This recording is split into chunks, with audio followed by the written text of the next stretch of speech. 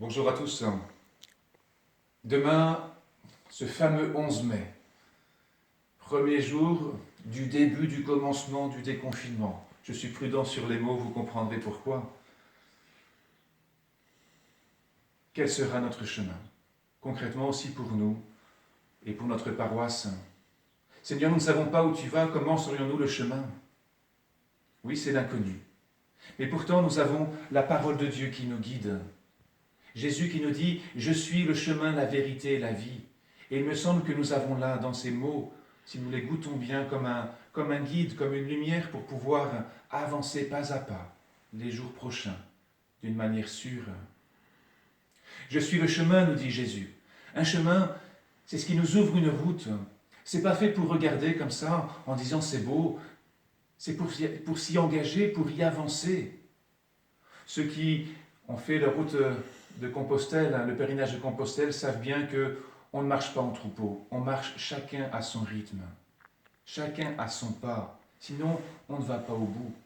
Et cette dimension du respect du rythme de chacun est importante.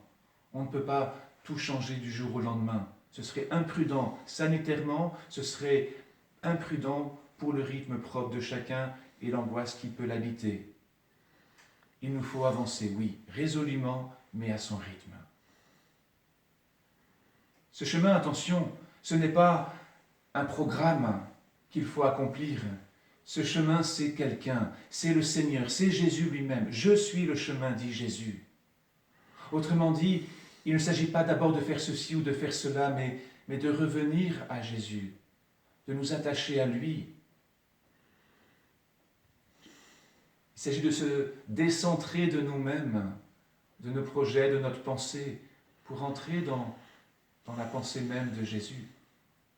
Jésus le fera lui-même et nous montre comment faire. Mes paroles ne viennent pas de moi, dit Jésus, mais de mon Père qui demeure en moi et qui œuvre en moi. Ce décentrement est peut-être la clé de ce que nous avons à vivre. Nous laisser conduire finalement par le Seigneur qui vient nous rejoindre et qui vient nous entraîner sur un chemin. Ce chemin, il est aussi balisé, il est concret. Je suis la vérité, nous dit Jésus. Ce chemin, oui, il ne s'agit pas de faire n'importe quoi. Il s'agit de vivre à la manière de Jésus, répondant à son appel à lui. Remarquez que bien souvent nous sommes touchés, attirés par tel ou tel aspect de l'Évangile, de la parole de Jésus. Oui, nous l'écoutons, mais est-ce que nous écoutons tout? Nous choisissons bien souvent ce qui nous intéresse. Et finalement, nous coupons Jésus un peu en morceaux, en fonction de nous. Nous restons la norme. Je suis la vérité, dit Jésus. Et dans ce cas-là, si nous coupons Jésus en morceaux, nous coupons la vérité en morceaux. Et nous trichons avec nous-mêmes. Nous nous mentons à nous-mêmes. Nous abîmons cette vocation qui nous habite. Et nous risquons de nous perdre en chemin. Oui, c'est pas simple d'accueillir cette vérité en plénitude. Jésus dans tout ce qui fait sa vie et ses œuvres. Dans l'Évangile, Jésus parle de la parole, oui, mais il n'écarte pas les œuvres. Les premiers disciples seront confrontés à ce combat, à ce discernement devant tout ce qu'il y a à faire, devant la tâche d'immensité de la mission. La tentation de mettre certains aspects de côté. Et là, c'était le service des veuves de l'an grec qui était mis un peu à l'écart. C'est pas possible de ne pas accueillir Jésus dans sa totalité, de servir Jésus, sa parole dans sa totalité. Alors ils vont devoir se mettre ensemble, chercher, tâtonner, inventer des chemins pour tenir ensemble à la fois le service de la parole, à la fois le service des autres et des plus pauvres. Et ils vont se rendre compte, et c'est peut-être là un trésor, qu'ils ne peuvent pas le faire seuls. Ils ont besoin et ils vont appeler. Ils vont susciter de nouvelles personnes. La parole, le service des autres et la fraternité, comme une clé pour vivre cette totalité de l'Évangile, pour demeurer entièrement dans cette parole avec Jésus. Cela éclaire certainement, probablement, ces premiers pas que nous avons à vivre dans les semaines qui viennent. Vous savez, notre évêque nous appelle à mettre au cœur de notre pastoral, de notre vie chrétienne, les fraternités de proximité, les fraternités missionnaires. Et nous avons déjà commencé à le faire. Et regardez comment, justement, ce sont elles qui nous permettent à la fois de mettre au cœur la parole de Dieu, de mettre au cœur cette fraternité, on n'est pas chrétien tout seul, mais aussi de mettre au cœur ce souci de ceux qui nous entourent. Alors oui, ce temps de reprise sera sous le signe de la fraternité et de nos fraternités. N'oublions pas cependant le premier point, que c'est progressif. Les consignes sanitaires sont toujours là et on ne peut pas se rassembler à plus de 10, et encore avec les gestes barrières en prenant de l'espace. Donc ça ne sera pas forcément possible tout de suite. Nous préparons actuellement un petit guide pour une première rencontre d'ici une quinzaine de jours. Mais sans attendre ce jour-là, il s'agit peut-être de nous mettre en route, d'avancer vers ces fraternités, ce renouvellement, cette reprise de ces fraternités. Dimanche prochain, il y aura la messe encore devant la télévision, mais ne soyons pas seuls. Essayons de nous grouper à 2 ou 3.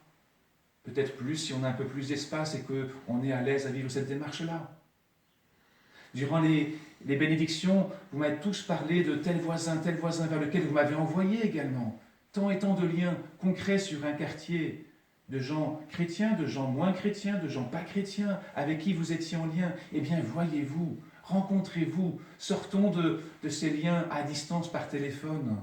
Peut-être, pour certains, ce sera pour prier le chapelet, pour d'autres, ce sera pour simplement faire une petite balade, une petite marche dans le quartier, à 2 ou 3. Pour d'autres, ce sera peut-être un café, un goûter. Mais voyons-nous, remettons des liens concrets les uns avec les autres, et notamment avec tous ceux avec qui nous avons essayé de servir tant bien que mal des liens à distance depuis 2 mois. Ça sera progressivement à 2, puis à 3, puis à 4, puis à 5. Parlons-nous concrètement. Et peut-être que nous verrons aussi tous ceux qui sont autour de nous dans des détresses ou des situations dramatiques plus grandes. Je sais que parmi nous et autour de nous, des personnes n'ont pas ce qu'il faut pour manger. Est-ce que nous pouvons y être attentifs? Oser demander de l'aide, oser tendre l'oreille et offrir une réponse, ou chercher ensemble comment avancer. Tout cela, tous ces liens, toutes ces attentions, oui, peut-être nous bousculerons sur nos fraternités à mettre en œuvre, et peut-être que ce ne sera pas forcément celle qui nous avait accompagnés depuis le mois de novembre, et qu'il y aura des personnes en plus, peut-être qu'il y aura des équipes différentes parce qu'on sera plus proche sur un quartier. Voilà. C'est le défi, c'est le premier pas que je vous invite à vivre durant ces quelques jours. Remettre en place ces fraternités, très concrètement, même si elles sont différentes de ce qu'on avait il y a 3 mois. Je suis le chemin, progressivité, centré sur Jésus et pas sur nous-mêmes. Je suis la vérité, accueillir Jésus dans toutes ses dimensions. Je suis la vie.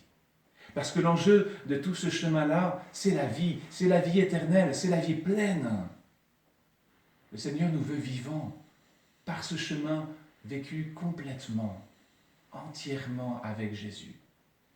Il y a 3 mois, je suis persuadé que beaucoup, on s'estimait bien vivants, alors que peut-être nous étions bien malades. Combien de personnes parmi vous ont pu me dire, mais cette crise nous a ouvert les yeux. Nous a ouvert les yeux sur notre vie, sur ce que nous faisions, sur nos agissements, sur ce qu'on mettait de côté, notamment toutes ces relations, sur la place de la prière pour certains. Oui, on a pris conscience que peut-être nous étions malades et aveugles, les yeux fermés. C'est le péché. C'est le péché, c'est cette boue qui nous ferme les yeux, qui nous ferme le cœur, dont peut-être nous avons pu prendre conscience. Jésus veut nous entraîner sur ce chemin pour nous unir à lui. C'est ça la communion, la vie éternelle. Cette communion, cette intimité avec Jésus par lequel, oui, il nous donne de demeurer en lui et lui en nous. Par lequel il nous donne de pouvoir faire les mêmes œuvres que lui, avec lui, en lui. L'Eucharistie que nous attendons tous, ce n'est pas uniquement un geste rituel, c'est entrer dans cette intimité, dans cette communion sacramentelle, oui, mais réelle dans nos vies. Partager les mêmes sentiments qui sont dans le cœur de Jésus et aimer avec lui, nous donner avec lui. Célébrer l'Eucharistie nous engage. Alors oui, préparons-nous, laissons-nous à travers ce chemin que des fraternités, de ces relations fraternelles que pas à pas il nous faut développer, Laissons-nous unir à Jésus. Laissons-le nous débarbouiller de cette boue dont nous avons pris conscience, en implorant son pardon, en accueillant sa miséricorde. Jusqu'à la fin du mois de mai, nous proposons des permanences pour la confession. Ici, dans la sacristie de l'église de Nogent, pour qu'il y ait de l'espace, pour que les conditions sanitaires soient bien respectées, avec les masques pour ceux qui le souhaitent, avec du gel, tout sera mis en condition. Le mercredi de 16h à 17h30, le vendredi de 18h à 19h30 et le samedi de 10h à 11h30. Essayons vraiment de ne pas passer à côté, de laisser le Seigneur vraiment nous conduire. Il est le chemin, la vérité et la vie. Nous aspirons à la vie, à revenir à la vie après ce temps un peu dans nos enfermés, peut-être dans ce que nous mesurons aujourd'hui être des tombeaux, ce tombeau de nos péchés. Eh bien, laissons le Seigneur nous faire sortir et nous ouvrir à la joie, à la grande joie. Bientôt, nous pourrons pas à pas retrouver le chemin des célébrations ensemble, retrouver le chemin de la fête ensemble, et j'espère aussi des barbecues de temps et tant de choses, mais avançons pas à pas, sans brûler les étapes, sans nous brûler les ailes, sans rater une marche, sans quoi nous aurons du mal à aller jusqu'au bout. Bon dimanche à tous, bonne journée et à bientôt.